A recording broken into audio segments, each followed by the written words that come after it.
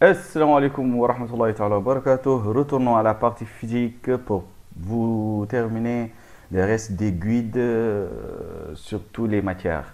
Puisqu'on termine, puisqu'on avance, puisqu'on fait les corrections des sujets de bac, puisqu'on explique mieux et donner des idées efficaces et faciles. Actuellement, on est dans notre leçon numéro 11. On va continuer avec ce qu'on appelle le champ électrique. Le champ électrique est juste l'un des chapitres qui se base sur l'électricité, des charges seulement, et des particules, et des nucléons, et des électrons.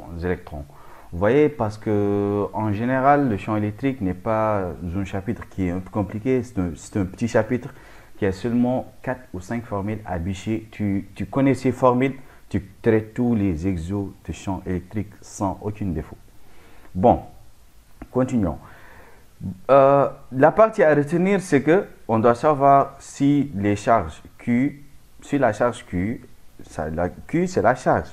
Si elle est supérieure à 0, alors F électrique, la force électrique, et E, le champ électrique, ont le même sens. Ça, c'est à retenir. Si Q est inférieur à 0, alors FE et E ont de sens contraire. Ça, c'est indiqué dans un temps donné. Si on donne un exercice, on donne un chemin. Le chemin contient deux plaques. Et sur ces deux plaques-là, on a la force qui s'est dirigée vers le plaque A ou bien plaque P1. Les gens, des fois, ils nomment ça tout ce qu'ils veulent. Donc, ce n'est pas la peine de dire si c'est A ou B ou C. Si on n'a pas précisé, tu peux toi-même préciser. Alors, c'est bon. On voit la direction sont de même sens. Si c'est vers A, les deux sont vers A. Si c'est si F est vers E et que la charge Q est inférieure à 0, alors E est vers la plaque contraire de F. Alors, la charge Q est égale à plus ou moins 1,6 fois 10 à la puissance moins 19 coulombs. Ça, c'est aussi à retenir. Avec Q est égal à plus ou moins E. E, c'est la charge Q aussi et équivaut. Ça, c'est à retenir. Si Q est égal à plus, alors la charge est positive. Si Q est égal à moins E, alors la charge est égale à négative. Et sûrement, ça va vous aider à traiter vos exercices pour savoir si Q est supérieur à 0 ou inférieur à 0. Et sachant que Q est positif, alors il est sûrement strictement supérieur à 0. Si il est négatif, il est strictement inférieur à 0. Il existe deux différentes masses dans le champ électrique. Même dans le champ magnétique aussi, on utilise ces masses-là. Quand est-ce qu'on applique la force de Lorentz? Il y a ces deux masses-là. Il y a la masse universelle qui vaut 9,1 fois 10 à la puissance moins 31 kg. Et cette masse-là, pour qu'on le calcule, on doit, si sûrement l'exercice vous prononce ce qu'on appelle les particules. Si on est dans un truc qui demande des particules, on doit directement calculer, on doit directement utiliser cette masse s'il y a des particules dans l'exercice. La masse de protons et nucléons est utile quand est-ce qu'on est dans ce qu'on appelle quand est-ce qu'on vous dit on a des électrons ou bien on a des ions. Si on a des ions ou des électrons, on doit utiliser cette masse à la place de cette masse. Si l'on veut calculer la vitesse ou n'importe quoi. Alors, on regarde l'exercice, il a dit si les particules ou bien électrons ou ions, pour savoir lesquelles des deux masses on doit utiliser. Donc, et ces valeurs-là, c'est force à les retenir, parce que des fois l'exercice ne vous donne pas ces valeurs. Alors, la formule générale de champ électrique est de FE est égal à Q vecteur en valeur absolue fois E. Avec E est égal à U sur D. U, c'est la tension, D, c'est la distance. Et E, c'est le champ électrique. Et Q, c'est la charge. FE, c'est la force électrique. Vous voyez, ce sont sur ma notation, des formules à retenir. Et chacun d'eux a sa exprimation. E, c'est voltmètre. F, c'est en newton. Q, c'est en coulomb. U, c'est en tension, c'est en volt. Et D, c'est en mètre. Vous voyez. OK. Les électrons sont des charges qui sont négativement utiles, sont utilement négatives. Vous voyez. Alors si on dans un exercice, on ne précise pas que Q est positif ou négatif, et on dit dans l'exercice, on a des électrons, ça veut dire que les charges sont directement négatives. Si on vous dit des particules, cela veut dire que les charges, ça dépend de l'exo. Les charges, on ne sait pas si c'est négatif ou positif, mais les particules se précisera d'après l'exercice précis que la charge elle est négative ou bien positive. C'est l'exercice qui va te préciser ça. Les ions, leur charge dépend de leur élément. Un ion peut se charger sous forme A. X, c'est l'élément. A, c'est la masse atomique. Et Z, c'est le nombre atomique. N, c'est la charge. C'est de laquelle qu'on va préciser si elle est positive ou négative. Là, vous voyez le N là, plus ou moins. C'est là-bas qu'on va préciser si la charge elle est négative ou positive. Si l'ion est de cette fonction-là, ça veut dire qu'elle est positive. Si elle est de cette fonction-là, ça veut dire qu'elle est négative. A, c'est la masse atomique. Utilisable durant l'exercice. On la multiplie avec celui de la masse de protons ou neutrons, celui-là, pour trouver la masse totale de l'ion. Vous voyez, c'est quelque chose. Quand est-ce qu'on a des ions, on utilise cette formule-là. On utilise que la masse totale de l'ion est égale à A fois MP ou bien Mn, qui sont de la même valeur. Et dans ce cas-là, la charge devient Q est égale à N fois E. N fois E, si N vaut quelques valeurs, 2, 3, 4, etc., alors on doit le multiplier avec 1,6 fois 10 à la puissance moins 19 coulombs pour trouver la charge Q totale, pour la remplacer, pour calculer et trouver un résultat exact.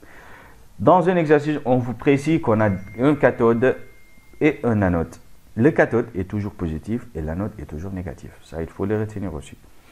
Bon, certains cas de déviation dans les champs électriques sont là. Ce sont certains cas de déviation. Si Q est supérieur à 0, il y a 2 cas. Si Q est inférieur à 0, il y a 2 cas. Bon, ça c'est après, en appliquant des exercices, vous le verrez.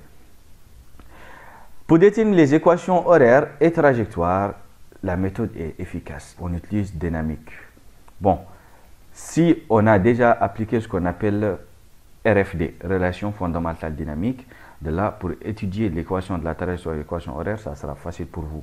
Parce que vous allez passer par les conditions initiales et en RFD, travail toute force appliquée est égal à MA, puis vous cherchez les équations horaires, puis vous passez à ce qu'on appelle les équations de la trajectoire et des équations horaires, vous les déterminez directement d'après la méthode RFD. Dynamique, c'est un chapitre qui est tellement vaste, qui génère toutes les sortes de choses qui sont possibles à traiter durant les autres chapitres. Avec dynamique, ça facilite les choses que tu voulais faire en champ électrique, champ magnétique, en ressort plutôt, et en dynamique lui-même aussi, ça va te faciliter certaines choses que tu veux faire. Bon, si la force électrique est sur l'axe OY ont de même sens, et l'axe OY ont de même sens, alors la déviation devient positive. Vous voyez, alors si on fait le travail des forces, on aura la force électrique, elle est de valeur positive. Si alors FE est l'axe OY, il est là, FE il est là, FE il est de l'axe OY, ont des sens opposés, alors elles deviennent négatives directement en appliquant le travail des forces. Pour déterminer le signe du tension U, il suffit juste seulement de lire attentivement l'exo et de savoir le signe du charge ou particule pour puis savoir d'où c'est accéléré.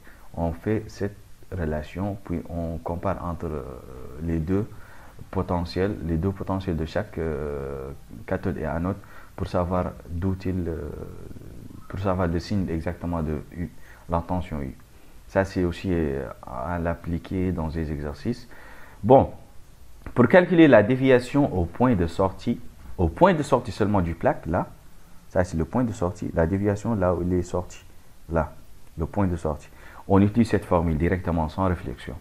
La formule est tangente alpha ou bien bêta, ça est égal à 2ys sur L. Avec ys provient de l'équation de la trajectoire qu'on a trouvée lors de l'exercice en appliquant la RFD. Et avec xs, la point de sortie, xs est égal à L. On remplace xs par sa valeur qui est L et on trouve tout. Ça, c'est l'équation de la trajectoire qu'on peut trouver lors de cette opération, s'il n'y a pas de l'angle. Équation de la trajectoire, disons, sa nature est toujours parabolique. Si on trouve x au carré, si on trouve x seulement, alors le mouvement électrique uniforme, c'est tout. Bon, la forme de déviation sur l'écran au point de sortie, au point d'impact. Bon, la tangente bêta est égale à yi, point d'impact, i, sur L plus L sur 2, qui vaut 2yi sur 2L plus L. Ça, c'est la formule aussi à retenir pour calculer la déviation sur l'écran. yi, c'est la même chose que ys, on remplace par sa valeur. Mais ici, le x, ça varie. Ça ne donne pas la même valeur. Mais en appliquant les exercices, vous verrez que ça change. Ce n'est pas égal à L. C'est cette distance-là qui est L, plus l'autre distance jusqu'au l'écran. Vous voyez, ça vaut x parce que c'est de là jusqu'à point de sortie et de point de sortie jusqu'à l'écran. Bon, pour calculer la vitesse et l'accélération demande TEC actuellement. On peut accéder au TEC et des équations horaires. Bon, si on accède au TEC, le théorème d'énergie cinétique ou bien l'équation horaire, on peut calculer les vitesses et l'accélération. En calculant les vitesses, on applique le théorème d'énergie cinétique, il est là. Et ou bien la vitesse, en calculant l'accélération, on peut tirer d'ici la vitesse. Quand est-ce qu'on a la durée, on peut tirer tous, puis on calcule. Si on n'a pas la durée, on peut remplacer rapidement et on trouve les valeurs rapides. Et là, x est égal à, pour calculer la vitesse, si on a x, on a t, on calcule la vitesse d'après les équations horaires. Il faut toujours avoir l'idée de calculer ça en utilisant les équations horaires. Calcule les coordonnées au point d'impact sur l'écran. Si on veut calculer, les coordonnées sont là, la méthode, les deux méthodes pour calculer les coordonnées au point d'impact, il est là. Équation cartésienne peut remplacer équation de la trajectoire dans certains exercices. Si on vous demande de calculer l'équation cartésienne, c'est seulement tout simplement l'équation de la trajectoire. Rien n'est compliqué, il ne faut pas compliquer les choses. Le poids étant négligeable devant celui de la force électrique si et seulement si elle est plus petite en calculant leurs valeurs. Tu calcules les valeurs. Si on vous demande cette question, si le poids est négligeable, il faut calculer leurs valeurs, les deux.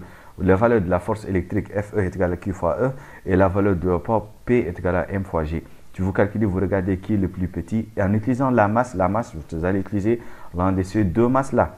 Vous allez voir s'ils sont des particules ou bien des électrons ou ions. Vous utilisez l'un de ces deux masses pour calculer la force et le poids. Pour savoir s'il est petit ou grand. S'il est grand, on ne le néglige pas. S'il est petit, on va le négliger. Et sûrement, il est négligeable parce qu'il sera toujours petit. Merci beaucoup d'avoir suivi notre cours d'aujourd'hui. C'était le champ électrique.